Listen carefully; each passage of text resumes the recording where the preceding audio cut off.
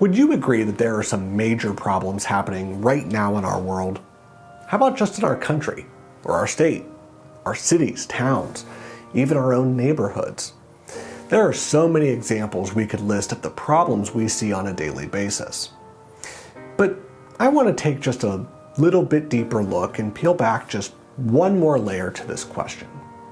Would you agree that there are some major problems happening right now in our very own hearts?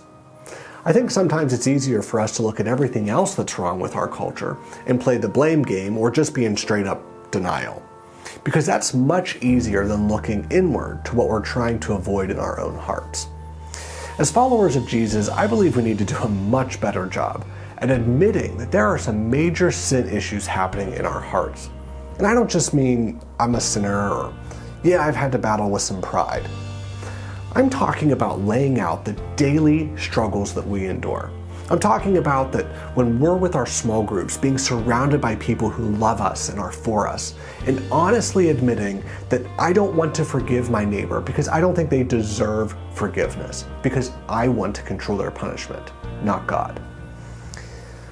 That's where repentance happens. When we are able to identify the root of what we are truly believing in those moments, and then turning away from it. But what does that have to do with encouragement?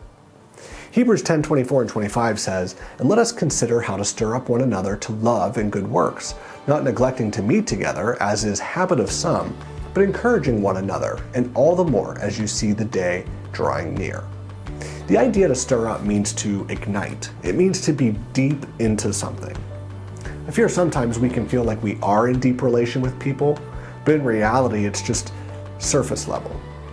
When we give surface level problems like I have pride or I am a sinner, we can only really give surface level encouragement back, which isn't going to stir up our hearts.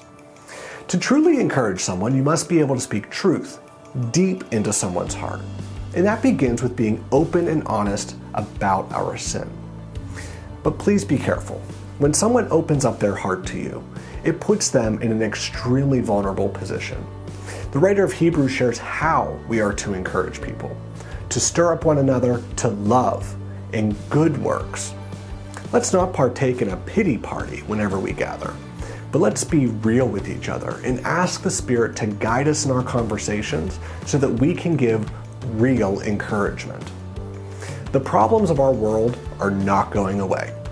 So let us begin to truly encourage one another to love and good works using Jesus as our example. In doing so, we will see the Spirit working in our hearts and drawing us closer to the Father.